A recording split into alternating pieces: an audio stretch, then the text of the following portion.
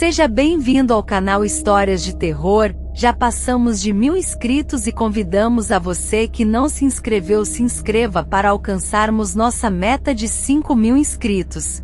Não esqueçam de deixar o seu like. Vamos às histórias?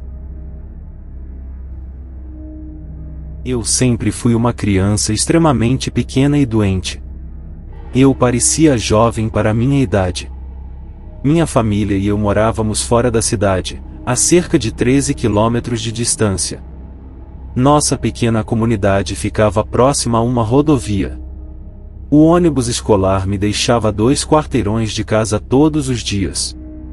Uma tarde, percebi um caminhão vermelho seguindo lentamente atrás de mim a caminho de casa, tão lento que eu imaginei que eles estavam apenas procurando uma casa ou algo assim. Ignorei e fui direto para a casa. Esse foi o fim daquele dia, porém, consistentemente, este caminhão me seguia lentamente atrás da escola. Sempre fui o primeiro a chegar em casa e olhei pela janela para ver que dentro do carro havia um homem mais velho e um labrador preto. Ele estava olhando para mim, vitalmente dentro de sua caminhonete. Ele fez questão de fazer contato visual comigo antes de se afastar. Eu decidi que já era o suficiente. Eu disse aos meus pais naquela noite. Claro, minha irmã foi rápida em dizer que eu estava mentindo. Eu tinha o hábito de contar histórias, mas minha mãe, felizmente, acreditou em mim. Ela me levou até o ponto de ônibus na manhã seguinte e aquele caminhão vermelho estava lá, do outro lado da rua do posto de gasolina, apontando diretamente para o ônibus. Minha mãe decidiu dirigir até o local e vigiar o carro. Ela descreveu a cena que viu. O homem estava desgrenhado e sujo, curvado em seu assento, apenas olhando para o ônibus. A placa do carro dele estava coberta de lama, então ela não conseguiu anotar ela. Isso assustou tanto que ela chamou a polícia e a escola. Fui para a escola e fui rapidamente puxado para o escritório do diretor relatar o que estava acontecendo. O homem foi visto pelo campus esperando em seu caminhão. Naquele dia, eu peguei o ônibus para casa desta vez. Eu encontrei o caminhão estacionado ao lado da rua. Eu teria que passar pela porta do lado do motorista antes de chegar em casa. Tinha ponderado correr, pois ele estava muito próximo à minha casa. Aparentemente, esse homem estava desesperado agora que foi localizado e todos sabiam dele. Um carro da polícia apareceu e eu conversei com o policial. Eles foram falar com o homem. Ele rapidamente se afastou de casa e disparou pela rodovia. Nunca mais o vi. Não acredito que ele tenha sido pego por causa disso. Por causa dessa experiência, sou extremamente cauteloso e paranoico com minha própria filha e seu futuro irmão. O mundo é um lugar assustador hoje em dia e as pessoas desaparecem o tempo todo. Só de pensar se eu tivesse sido agarrado, eu certamente não estaria aqui digitando isso e meus filhos não existiriam. Tive sorte.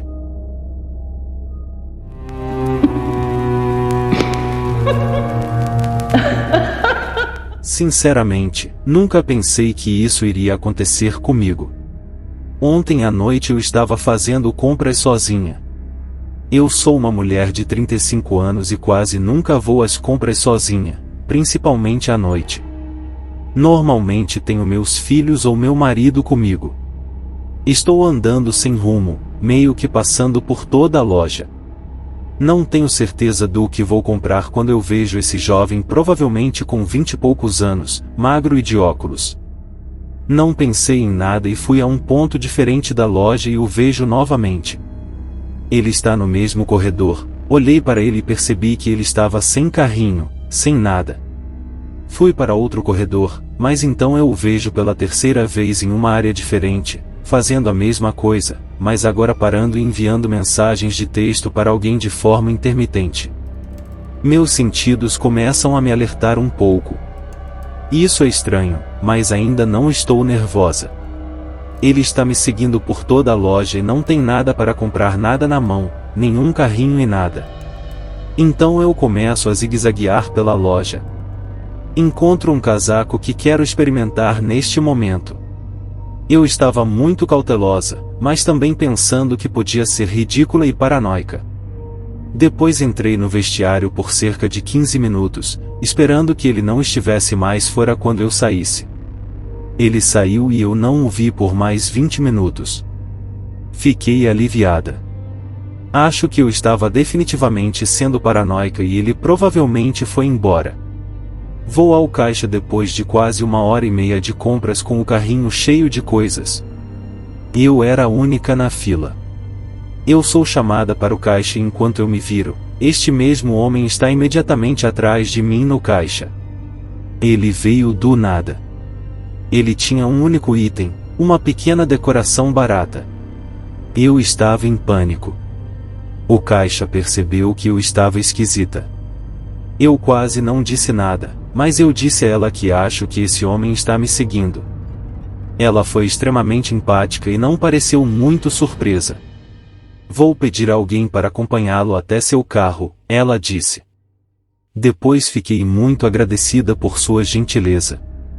O homem foi ao caixa com seu único item e saiu da loja com um homem mais velho que eu não tinha visto antes. O homem mais velho não tinha comprado nada. O estacionamento da loja é uma praça enorme e escura. Eu não queria sair sozinha. Eu só sabia que era uma má ideia. O caixa pediu a outro funcionário que me acompanhasse. Este funcionário era mais jovem que eu. Peço desculpas porque estava nevando na chuva fria e ela estava sem casaco. Ele disse, não me importa se está chovendo, eu ainda vou acompanhá-la até o seu carro. Foi um sentimento absolutamente doce. Ele me acompanhou por todo o caminho e esperou até que eu arrancasse e fosse embora. Todo esse tempo eu fiquei tremendo como uma folha. Posso ter ouvido falar disso de tantas outras mulheres, mas meio que pensei que elas poderiam ser paranoicas ou exageradas. Isso foi extremamente assustador, porém, quanto mais penso nisso, mais assustador fica. Ele me seguiu por toda a loja, e onde quer que eu virasse, lá estava ele. Não tenho ideia de qual era o negócio dele, mas isso era absolutamente perturbador. Meu marido surtou e também não quer mais que eu faça compras sozinha. Eu realmente não quero fazer compras sozinha, para ser honesta. Algo ruim poderia ter acontecido. Como mulher, estar ciente do que está ao seu redor é muito importante. Portanto, encorajo todos vocês a estarem presentes, atentos ao que está acontecendo. E se você ver algo, peça ajuda. Não há como prever os perigos que nos cercam lá fora.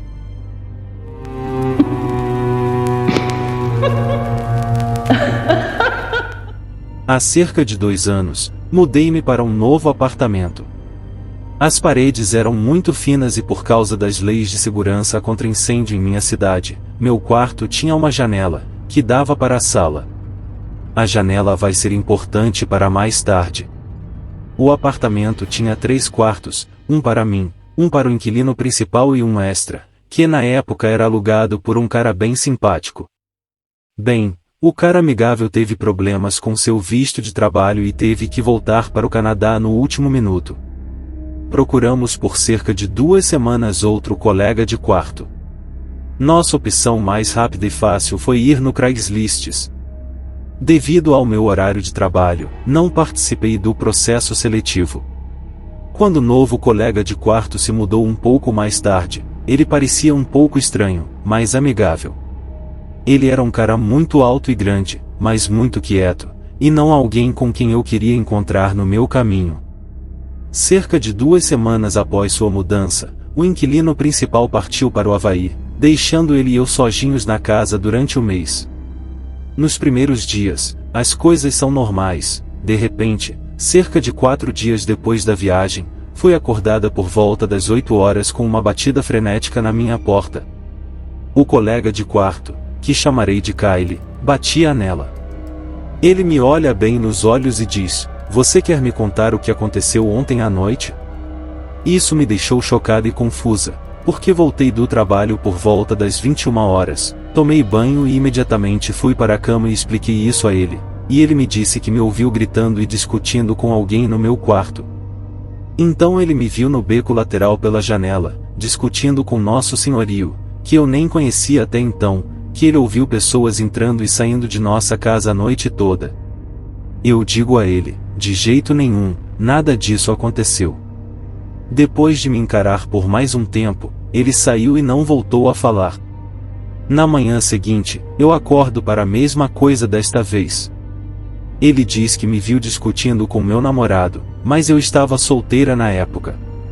Ele tinha me visto conversando com nosso outro colega de quarto, que, lembre-se, ainda estava no Havaí, e me pedindo o número do distintivo do policial com quem eu havia falado, já que aparentemente ele também me viu conversando com um bando de policiais. Desta vez eu fico com raiva e digo a ele para parar, porque eu não estou fazendo nada e não sei do que ele está falando. Ele fica com uma expressão estranha no rosto e diz: acho que tive uma convulsão durante o sono, você pode me chamar uma ambulância? Ele saiu do quarto, apenas para começar a bater novamente cerca de 1 hora depois. Quando eu abro, Kyle repete exatamente a mesma história literalmente.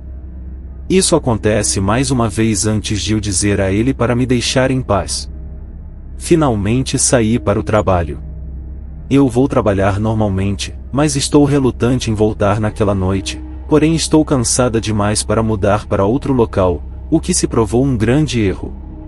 Por volta de 1 hora da madrugada, acordo com portas batendo. Kyle está andando de um lado para o outro entre seu quarto, a sala de estar e a porta da frente, entrando e saindo de cada quarto, acendendo e apagando as luzes, resmungando com raiva e batendo as portas. Posso ver sua figura andando de um lado para o outro pela janela do meu quarto que leva à sala de estar. Como meu quarto está escuro, ele não pode ver lá dentro. De repente, ele grita, acho que ele está ao telefone, então não respondo. Alguns momentos depois, ele gritou meu nome repetidamente, e percebi que ele o estava dirigindo para mim. Eu sabia que tinha que dar o fora dali. Então, muito silenciosamente, saio da minha cama e começo a me vestir e fazer uma mala de roupas para o trabalho pela manhã. Estou quase terminando quando ele grita. Eu ouço ele correndo para o meu quarto, batendo na parede ao lado da minha porta, mas sem tocar na porta em si. Eu olho para minha janela e vejo sua sombra inclinada para a frente, pressionando sua orelha contra o vidro. Eu estava absolutamente apavorada e sentei-me completamente imóvel. Ele acabou gritando meu nome novamente e se afastou da janela. Eu o ouço começar a andar de um lado para o outro de novo agora. Meus sapatos são mantidos em uma prateleira do lado de fora da minha porta e não dentro do meu quarto. Então eu sei que quando eu sair, vou precisar de um momento para colocá-los. Decido esperar até que seu passo leve para fora da porta novamente, momento em que pretendo pegar meus sapatos, calçá-los e correr. Ele grita de novo, você não quer vir aqui? Saia agora mesmo, e vamos lutar. Eu juro por Deus que chorei, pois eu sou uma garota muito pequena, com 1,50 m de altura, e esse cara é facilmente 3 vezes o meu tamanho. Então eu definitivamente não estou a fim de lutar. Depois de alguns minutos, ele apaga todas as luzes e ouço a porta de seu quarto abrir e fechar, seguida de silêncio. Espero um momento para ter certeza de que não estou ouvindo nenhum movimento e então decido arriscar. Respirei fundo, abri a porta rapidamente, saí e peguei meus sapatos antes de olhar para cima um segundo depois e vê-lo sem camisa com apenas a cueca e meias no escuro do corredor. Seu braço pendia ligeiramente para fora em uma posição estranha. Ele diz em voz baixa e calma, senhora, nós precisamos conversar. Peguei meus sapatos e corri porta afora com eles na mão. Eu faço cerca de meio quarteirão descalça antes de parar para colocá-los. Quando olho para trás, ele está parado sob a luz do poste na porta da frente, me observando correr, mas sem se mexer. Por sorte, eu tinha um amigo que morava a 2 quarteirões de distância e eu tinha a chave reserva deles. Então eu entrei e dormi lá durante a noite e foi lá que fiquei durante a semana seguinte, enquanto resolvíamos as coisas com o inquilino principal.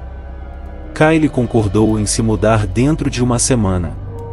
Ele diz que não se lembra de nada do que aconteceu, ou não tinha certeza se era real ou não. No dia em que Kyle saiu, ele me mandou uma foto da chave de casa sobre a mesa e disse: "Estou fora." Levei um amigo comigo para verificar e garantir que ele realmente saiu.